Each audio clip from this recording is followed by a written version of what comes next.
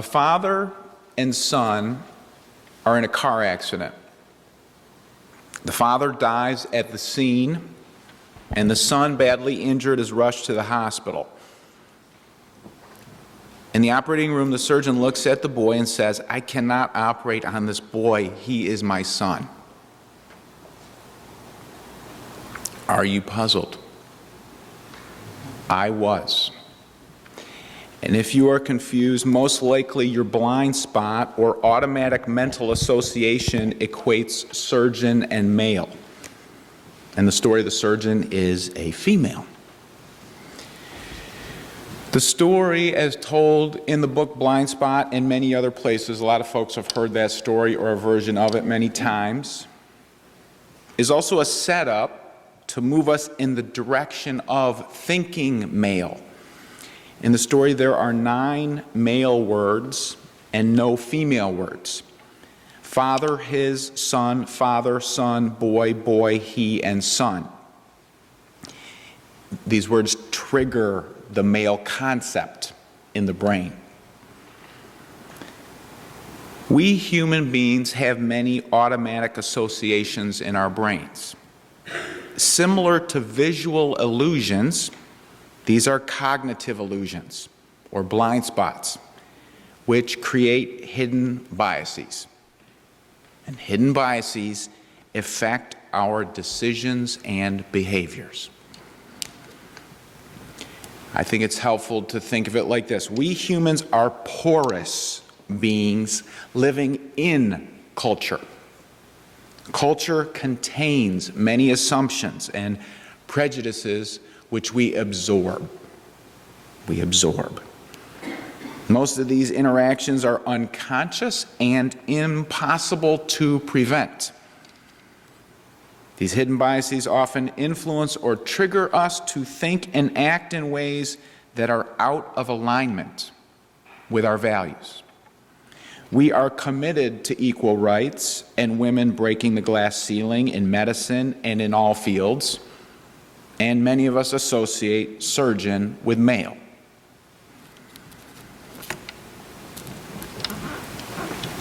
The authors of Blindspot, Banaji and Greenwald, frame the problem that we humans commonly experience with these examples.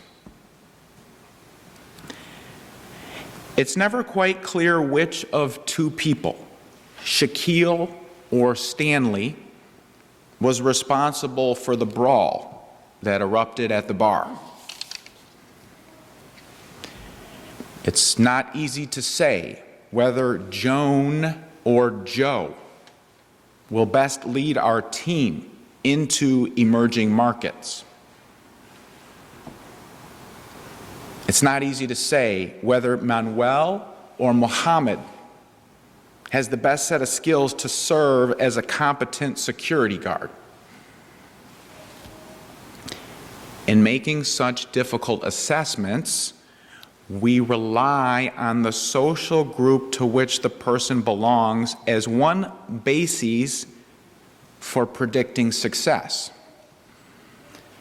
Without recognizing it, we automatically pose and answer questions such as, are people like him trustworthy or not? Is the group she comes from smart or dumb? Are people of his kind likely to be peaceful or violent?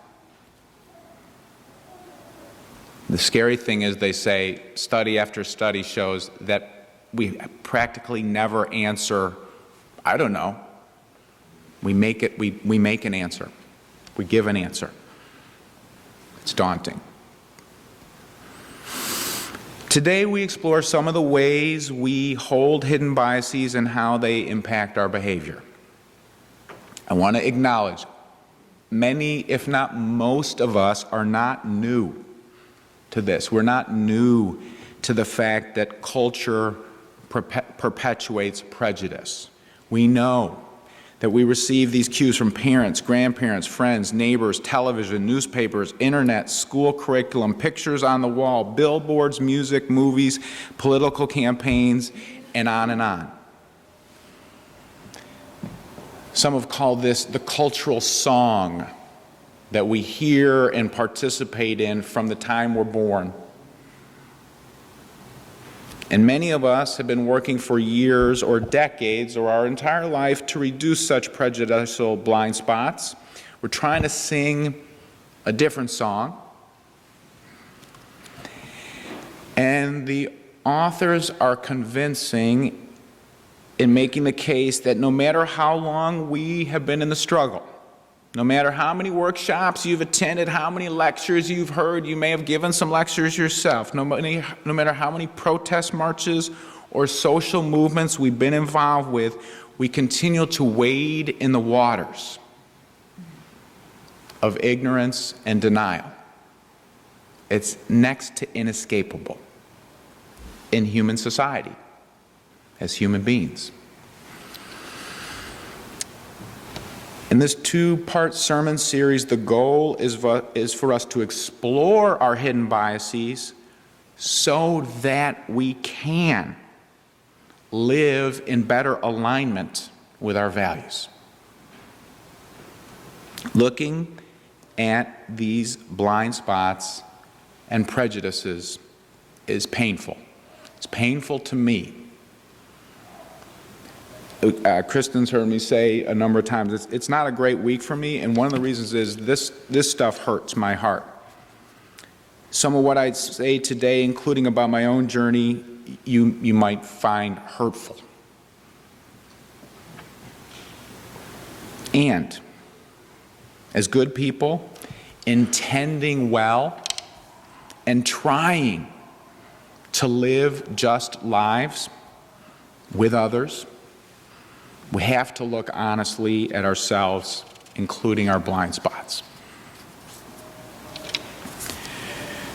The folks in Flint, Michigan have been drinking water contaminated with lead. They have lead in their systems. We've been drinking the water of mind bugs, prejudices, and automatic associations. We have them in our systems, and they create gaps between what we believe to be good and right and, in many cases, how we actually think and act.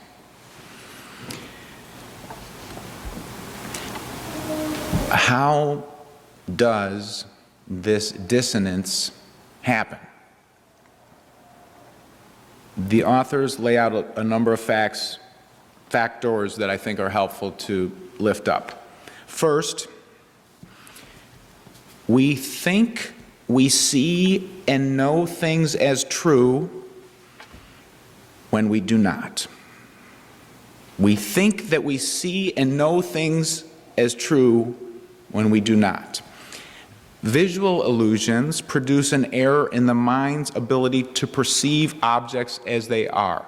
I think one of the most readily available examples for most of us is when driving a car, we cannot rely solely on the rear or side view mirrors when preparing to change lanes. An inexperienced driver, somebody going too fast in their brain, looks only in the mirrors and thinks he knows everything that is there. And he does not. Gotta look over his shoulder. Just like our driving blind spot, our cognitive blind spots make us think we know things that we do not. A woman of Asian ethnicity appears to you for some reason as if she is a recent immigrant. You talk to her slowly and enunciate clearly so she can understand your English. She responds quickly and articulately. She speaks better English than you do, Preacher Kent. These blind spots can be powerful enough in people who deal with trials. In law, know this. We can have greater recollection of what did not occur versus things that did occur. Or see, I'm not saying that right, but we can think we know something when it didn't happen. He was the one who said or did that. No, he wasn't. And we can show you the videotape. Here's a second reason of common human behavior. Often, we do not tell the truth. Often, we do not tell the truth. There are situations in which many of us believe telling a lie is better than telling the truth, sometimes because it prevents unnecessary suffering. How do people respond to some of these questions? Tell me the truth. Do I look fat in these jeans?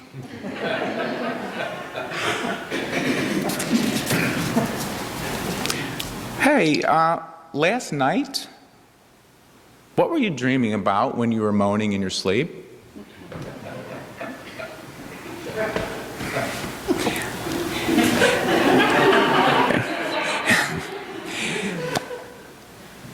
Sir, could you spare $1 when you come out of that store?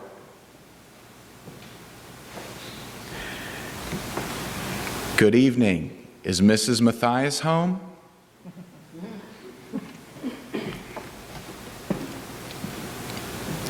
At times, lack of truth-telling runs deep.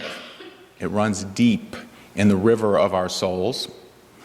The great Russian author Dostoevsky wrote how this may be a universal modus operandi. Dostoevsky said, and translate because he's using categories here, which you might find off-putting, every man has reminiscences, which he would not tell to everyone, but only his friends. He has other matters in his mind which he would not reveal even to his friends, but only to himself, and that in secret. And there are things which a man is afraid to tell even to himself, and every decent man has a number of such things stored away. Applying this concept to our lives today, if we accept lying to others and many times ultimately to ourselves about how healthy or fit someone looks, how much money we have on us, what we dream about, how much do we accept lying about what we think regarding categories of people? What do you think about black people? What do you think about lesbians? What do you think about people who spend a lot of time in wheelchairs?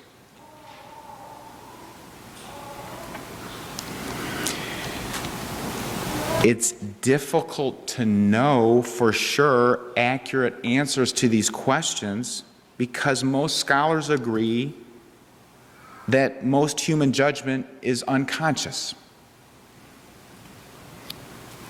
So it's tough stuff we're dealing with, and we have to deal with it.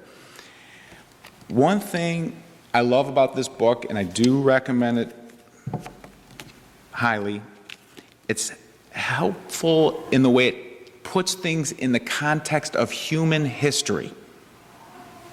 Evolutionary look at how humans have been creating categories for each other. For example, ever since the Neanderthals at least tens of thousands of years ago. You can really, I believe, easily say this goes back hundreds of thousands of years and millions of years in our ancestors who've been categorizing. This is why Banaji and Greenwald created the phrase Homo Categoricus.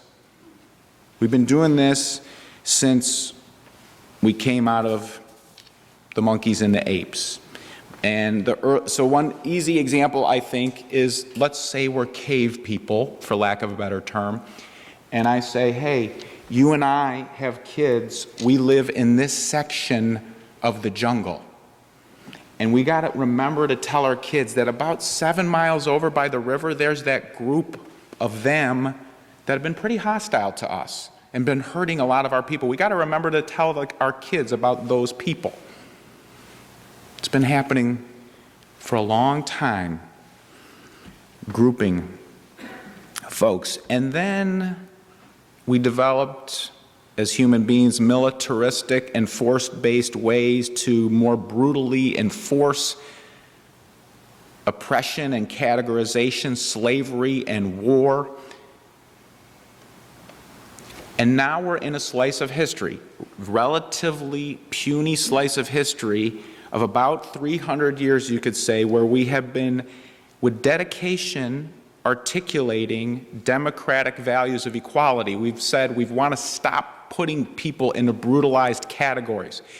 And there's cognitive dissonance because since we go back in time, we've been categorizing and working out that way, and we say we have to stop doing it because it's brutalizing.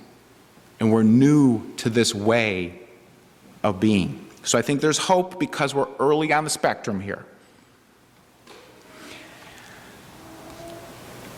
How do we know these mind bugs and stereotypes continue? It's a good question, and I know good people ask it and doubt about it. First of all, it's been proven time and time again in clinical verifiable tests at the top universities in the land. And there are tests you can take. This is where it gets painful again for me. So you get into the rhythm of the test, show you that you have a preference towards flowers over insects. And then you take a test, and most everybody who takes the test, including brown people, show that they have a preference for white children over black children. The authors who've been working professionally and personally against systematic oppression for 3 decades failed the test consistently. Progressive social scientist Malcolm Gladwell is a white man married to a black woman. He fails the test. I knew I was gonna. I was afraid to take it. I finally did because I was going to preach on it, and I failed the test. After taking the test, I was told, your data suggest automatic preference for European American children compared to African American children. I am a porous being, soaking up toxic culture. And even those of us who in many ways accept we have serious problems with prejudicial songs of culture lack understanding. White privilege involves the white folks not needing to pay attention. Black folks don't have that option. My friend Bob Williford over here has given me a good example and permission to share it in the pulpit. If you can't see him or know him, Bob is a black man, and he takes power walks in the mall as a form of exercise. And he says it's not uncommon for people, when he tries to say, respect people's space and not come up on them too tight, but if he's passing someone in the mall, it's common for him to get a rather startled look of consternation. What is this black man doing coming up on me? I want to joke and say then they realize how handsome he is, but that's just my discomfort with this important topic. It's not just about race. There's studies that show ageism is so prevalent, including among the elderly, thinking pejoratively of the elderly. And people today, as they've been doing for as long as humans have been around, are playing on human tendencies of categorizing and putting down other groups. They're using it for their own purposes, and we have to take this stuff seriously and keep doing our part to work on it. Here's the good news. This is moving towards next week. We know knowledge is power. The more we learn about this stuff, the more we have a chance to make a difference, to explore our hidden biases so that we can live in better alignment with our values, chipping away at this. 2 brief points of reference of hope, of how this can make a difference. This one is more personal for me. For a long time, every year, I would say, for 145 years, men, women, and children of the Unitarian Society of Germantown have been gathering here based in theologies of hope, courage, and love. A couple times, transgendered folks came up to me and said, Kent, I find that unhelpful and hurtful. I personally don't categorize myself as a man or a woman. And my thing, I don't totally understand that. I'm still learning. But I knew and I know it's important, and they were telling me something that I said, so what do I say? And they said, just say people. So now I say people. 150 years, people have been gathering here, based in theologies of love, courage, and hope. They said, thanks. I said, thank you. We're chipping away. I have permission to tell this story from Judge Mark Bernstein, a member of our church. For a time, he headed a committee charged with training incoming judges. Part of the program involved attending cultural arts events, concerts, lectures, plays, and then they would get together and debrief it and discuss it afterwards. One time, the group of incoming judges was at an Oscar Wilde play, which had a scene involving an intimate, vigorous sexual scene between 2 men. One of the judges in the audience, in the program, got up and left during the scene. During the debrief, the judge said to the group, I want to let you all know that was not a protest. That was me being uncomfortable. I just could not sit through that, and so I had to get up. And all the judges said in the circle, one of them said, well, how about this?